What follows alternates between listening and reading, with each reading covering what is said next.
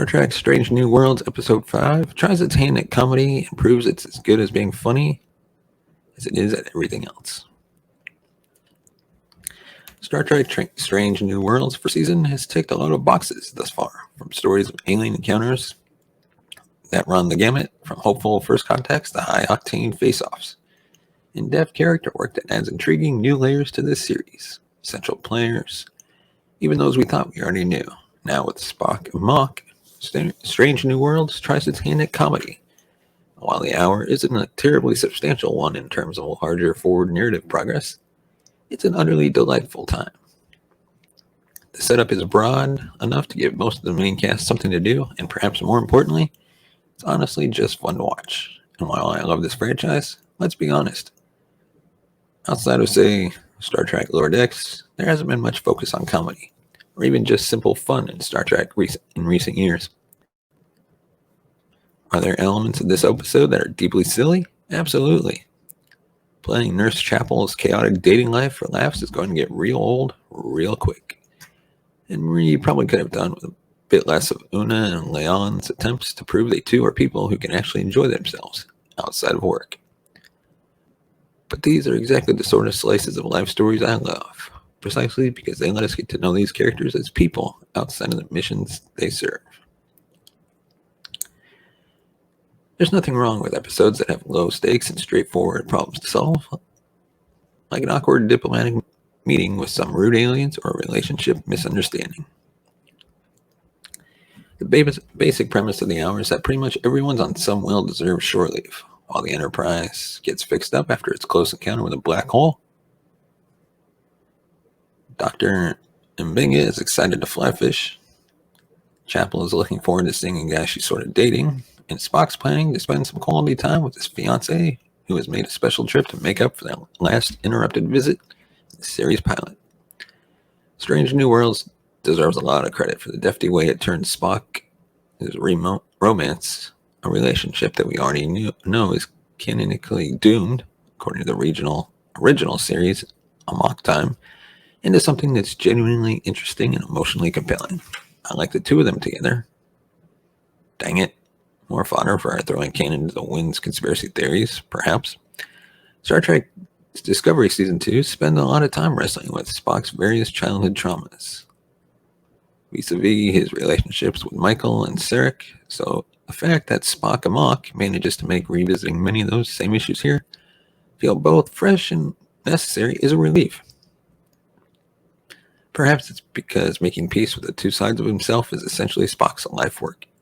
And this story feels like nothing so much as just one piece, which is naturally a very long road. Given that he is one of the two Strange New World characters we came into this story already having something of a pre-existing relationship with, this episode could have gone a lot of different ways, but thankfully it manages to find a solid balance between respecting the story that Discovery introduced and forging its own path. The idea that Spock, who repeatedly chooses Starfleet because Starfleet doesn't ask him to pick a side between his two identities, is afraid that he won't be Vulcan enough or human enough for his shipmates, manifested in a little nightmare of him fighting himself, makes a lot of sense to me, and is a version of this character that exists at a natural spot in between what we saw in Discovery and the Spock of the original series. Plus, I'm always down for a good accidental body swapping story, and the fact that it's two different gendered Vulcans forced to pretend to be the other while gaining a new understanding of their partner's perspective along the way just makes it all even more fun to watch. Is T'Pring possibly a little too understanding of her betrothed, consistent desire to put Pike in the Enterprise first? Maybe, but Ethan Peck and Gia Sandhu share a charmingly offbeat chemistry and surprise. Both are fantastic comedic performers, as evidenced by their hilarious ability to seamlessly differentiate between the normal characters they play and their body swap versions using little more than simple changes in vocal inflection and physical stance.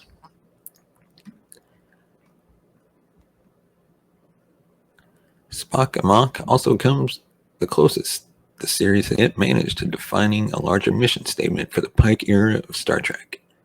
Radical empathy, or the idea that what all anyone wants, regardless of their species, is the opportunity to be heard.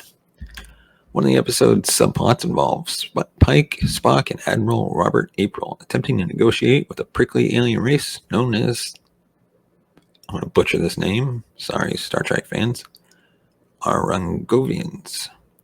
They control a key piece of territory between Klingon and Romulan space and have been both very private and extremely resistant to diplomatic negotiation, at least until Pike cracks the secret of what they want to hear. For the alien species, apparently what matters most is that others try to see things from their perspective and put themselves in their place, rather than simply pushing a singular agenda. And wow, if that isn't Christopher Pike to an absolute T, the rare leader who's more interested in leading by collaboration than by fiat, who values input rather than following orders. Yes, that is a man who already practices radical empathy, who seeks to work with rather than rule others, who actually wants to hear perspectives beyond his own. That's why he's such a great captain and why so many seem to be willing to follow him into hell. Or at least the center of a black hole, if you ask. What will his evolution over the course of this show look like? I hope we spend many seasons finding out. Let us know in the comments section below, what did you think of this episode of Strange New Worlds? Did you like it? Did you not like it? Are you a fan of the show? Do you not like the show? I prefer this show over all the other outside of Lower Decks, because it is the closest to what I was raised on. Like, I was raised on the original series. Like, I've probably watched that whole series like countless times. But yeah, this one's probably been my favorite series so far. And I'm gonna leave it with a rating of 4.5 stars out of 5.